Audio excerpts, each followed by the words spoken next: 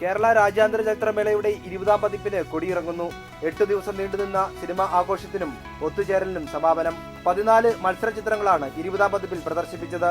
വിവിധ വിഭാഗങ്ങളിലായി 200-ലധികം ചിത്രങ്ങളും മേളയിലെത്തി.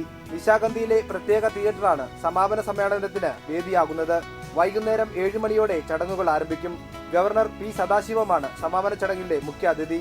മലയാള സിനിമയുടെ വിഖ്യാത സംവിധായകൻ KG ജോർജിന് ചലച്ചിത്ര സാങ്കേതിക പ്രവർത്തകരുടെ സംഘടനയായ ഫെഫ്ക ഏർപ്പെടുത്തിയ മാസ്റ്റേഴ്സ് പുരസ്കാരം ഇറാനിയൻ സംവിധായകൻ ദാരിഷ് മഹർജി സമർപ്പിക്കും. രാജ്യാന്തര ചലച്ചിത്രമേളയുടെ ലൈഫ് ടൈം അച്ചീവ്മെന്റ് പുരസ്കാരം ഗവർണർ പി സദാശിവം ദാരിഷ് മഹർജിക്ക് സമ്മാനിക്കും. മികച്ച ചിത്രത്തിനുള്ള സുവർണ ചകോരമടക്കം 6 പുരസ്കാരങ്ങളാണ് സമാപന ചടങ്ങിൽ വിതരണം ചെയ്യുക. സമാപന ചടങ്ങിന് ശേഷം സുവർണ ചകോരം ലഭിച്ച ചിത്രം വേദിയിൽ പ്രദർശിപ്പിക്കും.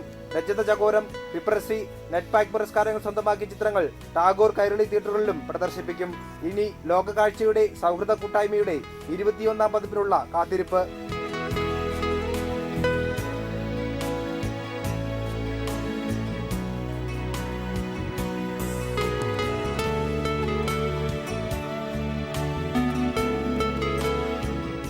വർക്കി, റിപ്പോർട്ടർ, തിരുവനന്തപുരം.